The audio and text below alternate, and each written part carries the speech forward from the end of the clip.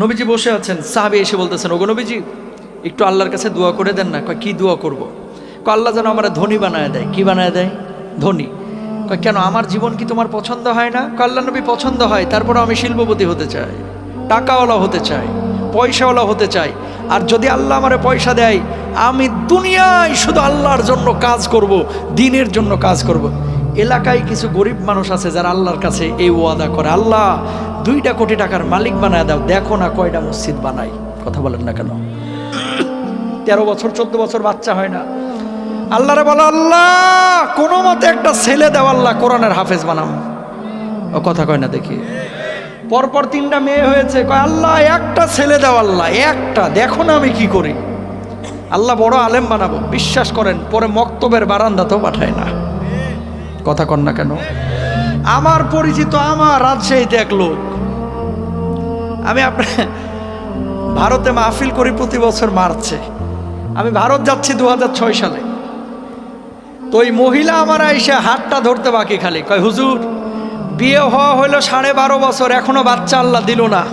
আপনি তো মুসাফির মানুষ, ভারতে যাবেন, একটু দোয়া করেন যাইতে যাইতে আল্লাহ যেন আমার একটা বাচ্চা দেয়, ছেলে হোক মেয়ে হোক। হুজুর আল্লাহকে হাজির নাজির যাই না বলতেছি, শপথ করে বলতেছি, একটা বাচ্চা যদি আল্লাহ আমারে দেয়, আমি এটারে আলেমা বানাবো, আলেম বানাবো, হাফেজ বানাবো, মাদ্রাসায় পড়াবো, চেষ্টাটা করব। ঠিক 2 বছর পরে মেয়েটার পেটের বাচ্চা আসলো, আলহামদুলিল্লাহ। বিশ্বাস করেন আকিকাটা পর্যন্ত 2-3 বছর ঠিক মতো দেয় নাই। মাদ্রাসায় পড়ানো তো দূরের কথা, এখন হ্যারে বানাইছে মমতাজের মতো। নাউজুবিল্লাহ কন। গাদ্দারি করলো কার সাথে? আরো জোরে কন। আল্লাহর সাথে। সালাবা বিন হাতিব নবীজির কাছে এসে বলছে, আল্লাহ নবী একটু দোয়া করে দেন না। কারণ হ্যাঁ জানে আল্লাহ নবী দোয়া করলে বন্দুকের গুলি মিস হবে, কিন্তু নবীজির দোয়া মিস হবে। নবীজি বলছে আচ্ছা তোমার জন্য দোয়া করতে হবে, ঠিক আছে। প্রথম দিন বললো যে সামনে থেকে চলে যাও, চলে গেল। দ্বিতীয় দিন কয় সরো আমার সামনে থেকে, চলে গেল। তৃতীয় দিন এবার আইছে, নবীজি আল্লাহরে বলছে আল্লাহ ওরা ধনী বানায় দাও, সাথে সাথে দোয়া কবুল। সুবহানাল্লাহ কর। দোয়া যখন কবুল হয়ে গেছে, এবার উঠে বাচ্চা একটা দেয় না, বাচ্চা দেয় 2টা, ছাগলে বাচ্চা একটা দেয় না, বাচ্চা দেয় 2টা। 1 বছরের মধ্যে এত সম্পদ আল্লাহ রাব্বুল আলামিন বাড়ায় দিলেন। মদিনার বুকে সম্পদ রাখার জায়গা নাই, সম্পদ রাখার জায়গা নাই। যখন সম্পদ ছিল না, 5 ওয়াক্ত নামাজ মসজিদে নববীতে এসে পড়তো, জুমার নামাজে বিশ্বনবীর সামনে এসে বসে থাকতো। এখন সম্পদ বেড়ে গেছে, এত সম্পদ বাড়ল, মদিনার বুকে আর জায়গা নাই তার সম্পদ রাখার জন্য। ইন্ডাস্ট্রিয়াল এরিয়ায় যাইতে হবে, দূরে চলে গেলেন। যাওয়ার পরে এখন এই উটের খামার করলেন, ছাগলের খামার করলেন। অনেক দিন হয়ে গেল, নবীজি ওই সাহাবীকে আর দেখতে পায় না। নবীজি বললেন, ও সাহাবীরা, সালাবা কই? সালাবা বিন হাতিবকে কেন আমি দেখি না? সাহাবীরা জবাব দিলেন, ইয়া রাসূলুল্লাহ, ওগো নবীজি, আপনার সাহাবী এখন অনেক বড় শিল্পপতি হয়ে গেছে, ধনী হয়ে গেছে, সম্পদ এত বাড়িয়ে দিয়েছে যে সম্পদ মদিনার বুকে রাখার জায়গা নাই, এই জন্য দূরে চলে গেছে। আগে 5 ওয়াক্ত নামাজ মসজিদে নববীতে এসে পড়তো, এখন 5 ওয়াক্ত নামাজ তো পড়ার তার সময় নাই, 5 ওয়াক্ত নামাজে আসে না, আবার জুমার নামাজেও আসে না। আল্লাহর নবী বললেন, আফসোস আমার জন্য। এর কয়েকদিন পরে আল্লাহ রাব্বুল আলামিন যাকাতের বিধান ফরজ করেছে। যখন যাকাতের বিধান ফরজ হয়েছে, অমনি সাহাবীদেরকে নবীজি বললেন, সাহাবা তো অনেক বড় শিল্পপতি, তার কাছে যাও, যাওয়ার পরে যাকাতের অর্থ চাও, 2.5% হারে যাকাত দেবে। সাহাবার কাছে সাহাবীরা গেলেন, যাওয়ার পরে বললেন, সাহাবা, আল্লাহ রাব্বুল আলামিন যাকাত ফরজ করেছেন, তুমি তোমার অর্থ থেকে যাকাত প্রদান করো। সাহাবা জবাব দিলেন, মুসলমানদের মধ্যে কি আজকাল চাঁদাবাজি শুরু হয়েছে? ওমর নাউজুবিল্লাহ বাড়িতে গিয়ে বললেন, আগে নবীজির কাছে দোয়া করতে বললো যে আমি দিনের জন্য অনেক কাজ করব, এখন যাকাতের বিধান ফরজ হওয়ার পরে সাহাবীরা গেছে, কয় মুসলমানরা এগুলো কি শুরু করলো? এগুলো তো অমুসলিমরা দিবে, আমি মুসলমান, আমার টাকা আমি আরেকজনের দিব কা? আরো জোরে কর নাউজুবিল্লাহ। সাহাবীরা মনটা খারাপ করে বিশ্ব নবীর কাছে আসলেন। আসার পরে বললেন, ইয়া রাসূলুল্লাহ, ও তো যাকাত দিতে অস্বীকার করেছে। নবীজির মনটা খারাপ হয়ে গেল, আমার জীবন দশায় খবরদার আর কখনো ওর কাছে যাকাতের টাকা চাইতে যাবা না। নাউজুবিল্লাহ কন। নবী যদি কারো উপর অখুশি হয়, আমার আল্লাহ বুঝি খুশি হবেন নাকি? জিবরিল আমিনকে আল্লাহ তাআলা বলতেছে, সঙ্গে সঙ্গে আমার হাবিবের কাছে হাজির হয়ে যায়। 1টা না 2টা না 4-4টা আয়াত আল্লাহ রাব্বুল আলামিন এই মুনাফিককে কেন্দ্র করে নাজিল করে দিয়েছেন। নাউজুবিল্লাহ কোন। জিবরিল আমিন আল্লাহর নবী বিশ্ব নবী সাল্লাল্লাহু আলাইহি ওয়াসাল্লামের কাছে আসলেন, আসার পরে বললেন ওয়া মিনহুম মান আহাদাল্লাহু লা ইন আতানা মিন ফাদলিহি লানাসাদ্দাকান্না ওয়া লানাকুনান্না মিনাস সালিহিন।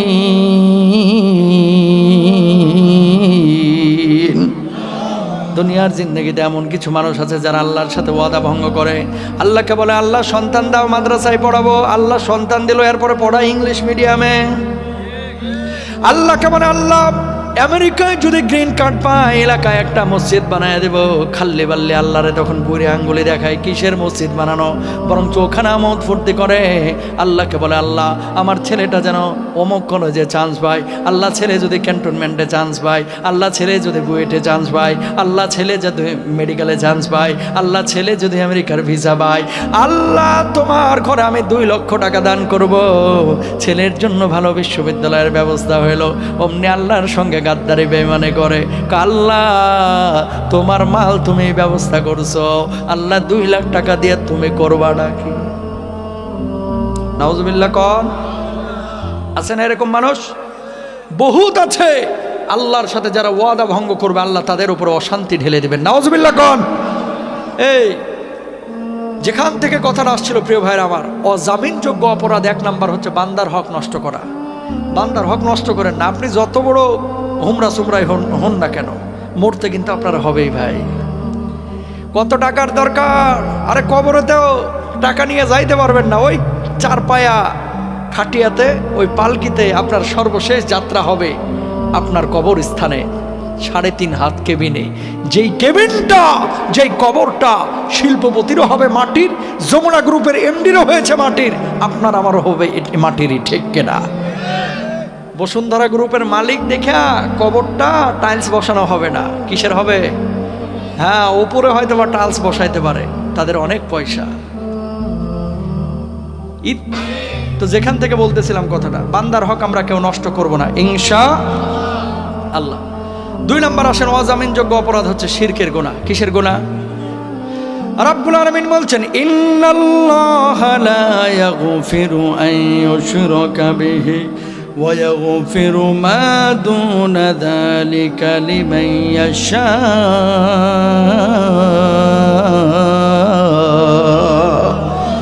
আল্লাহ রাব্বুল আলামিন শিরকের গুনাহ ক্ষমা করবে না। কিয়ামতের ময়দানে 1 শ্রেণীর মানুষ উঠবে আল্লাহর আদালতে। এই মানুষগুলো হাস্যোজ্জ্বল চেহারা নিয়ে উঠবে। খুব মনোযোগ দিয়ে শুনেন। এই মানুষগুলো নামাজ পড়েছে, রোজা করেছে, হজ করেছে, যাকাত দিয়েছে, আবার শিরকও করেছে।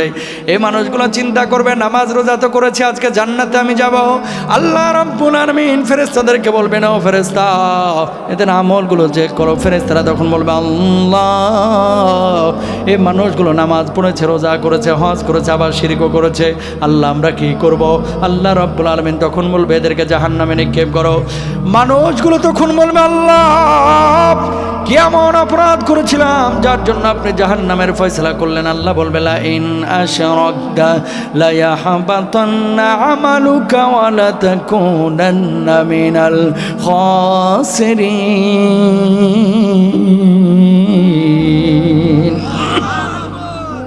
তুই যে শিরিক করেছিলে, শিরকের কারণে আমি আল্লাহ রাব্বুল আলামিন তোর একটা নামাজও কবুল করি নাই, একটা রোজাও কবুল করি নাই, একটা হজ্জও কবুল করে নাই, সমস্ত আমলগুলো নষ্ট হয়ে গেছে। নাউজুবিল্লাহ কোন। শিরিক 2 ধরনের। কয় ধরনের? জোরে বলেন। অজামিনযোগ্য অপরাধের কথা বলছি ভাই, যেটা আল্লাহ ক্ষমা করবে না। এই অপরাধ 1 নাম্বার বান্দার হক নষ্ট, 2 নাম্বার হচ্ছে এই শিরিক করা। শিরিক 2 ধরনের, শিরকে জালি, শিরকে খাফি। একটা হচ্ছে বড় শিরিক আর একটা হচ্ছে ছোট শিরিক। বড় শিরিক কোনটা? হিন্দুরা মূর্তি পূজা করে, এটা তাদের বিষয়। খেয়াল করেন, হিন্দুরা মূর্তি পূজা করে, এটা কিসের বিষয়? তাদের বিষয়। হিন্দুরা করে মূর্তির পূজা, আর বাংলাদেশে কিছু মানুষ আছে করে বাবার পূজা। কথা কন না কেন? কুমিল্লায় আছে না নাই? নামাজ রোজার খবর নাই, কয় হুজুর নামাজ পড়ি না, কি হয়েছে? ইমান ঠিকই তাজা আছে, টাটকা শয়তান। নামাজ না পড়লে ইমান তাজা থাকে না? থাকে না। আবার গানও বলতেছে, কয় কিরামান কাতিবিন রোজ হাসরের দিন আল্লাহর দরবারে যদি করে অভিযোগ, আমি বলবো দুনিয়ায় ছিলাম খাজা বাবার লোক। খালি কইয়া দেখিস, নাউজুবিল্লাহ কন্যা। তোমার বাবাই জান্নাতে গেছে, তোমার গ্যারান্টি দিল কেডা? এই তাকান, আম্মা জান আয়েশা নবীজির পাশে বসে আছে। কাল্লার নবী, আমি আপনার কে? কয় তুমি আমার স্ত্রী। কয় ফাতেমা আপনার কে? কয় ফাতেমা আমার মেয়ে। কয় নবীজি আমি আপনার স্ত্রী, আপনার ফাতেমা আপনার মেয়ে। ফাতেমা আয়েশাকে কিয়ামতে কোনো ফ্যাসিলিটি পাবে না নবীর স্ত্রী হিসেবে? নবীজি জবাব দিলেন, আয়েশা তুমি যদি তোমার আমল নিয়ে কবরে যাও, ফাতেমা যদি তার আমল নিয়ে কবরে যায়, এই নবী কিয়ামতে তাদের জন্য সুপারিশ করবে। ফাতেমাকে চিনবে, আয়েশাকে চিনবে। আমলহীন কবরে গেলে এই নবী আয়েশাকেও চিনবে না, ফাতেমাকেও চিনবে না। আল্লাহু আকবার। আর আমরা কি করি? এক জায়গায় মুরিদ হওয়ার পরে এই হক্কানি পীরের কাছে অবশ্যই যাবেন, অবশ্যই যাবেন, যার কাছে গেলে কোরআন হাদিস শেখা যায়। নামাজের খবর নাই, রোজার খবর নাই, হজ্জের খবর নাই, খালি গাঁজা খাওয়ার হুক্কুর হুক্কুর করো আর বলো যে জান্নাতে অটো গিয়ারে আমার বাবাই টানে নিবে। তোর বাবাই জান্নাতে গেছে, তোর গ্যারান্টি দিল কেডা? বিশ্বাস করা যাবে? কথাগুলো একটু বললাম আক্রমণাত্মক ভাবে, মাইন্ড করেন না। কয়েকদিন আগে কুষ্টিয়ার এক ভদ্রলোককে দেখলাম ইউটিউবে, গাঁজা বলে কোনো শব্দ নাই, সব সিদ্ধি পাতা। তার মানে বোঝাইতে যাচ্ছে গাঁজা খাওয়া হালাল। নাউজুবিল্লাহ কোন? এগুলো করা যাবে? দেখেন কোরআনের দলিল নেন। আমি কিন্তু প্রত্যেকটা কথায় কিন্তু দলিল দেওয়ার চেষ্টা করতেছি। কোরআন আল্লাহ তাআলা কি বলতেছে? রব্বুল আলামিন বলছেন, ইয়াউমা লা ইয়ানফাউ মালুন ওয়ালা বানুন, কেউ কারো কোনো উপকার আসবে না কিয়ামতের দিন। ইয়াউমা ইয়াফিরুল মারউ মিন আখিহি ওয়া উম্মিহি ওয়া আবিহি ওয়া সাহিবাতিহি ওয়া বানিহি লিকুল্লি ইমরিইম মিনহুম ইয়াউমা ইযিন শাআনুন ইউগনি।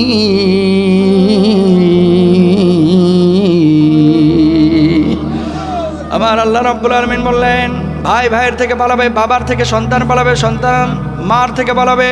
কেউ কারো কোনো উপকার আসবে না সেদিন, কেউ কারো কোনো উপকার আসবে না সেদিন। আপনার উপকারে আসবে শুধু আপনার আমল, শুধু আপনার আমল। বলুন আল্লাহু আকবার।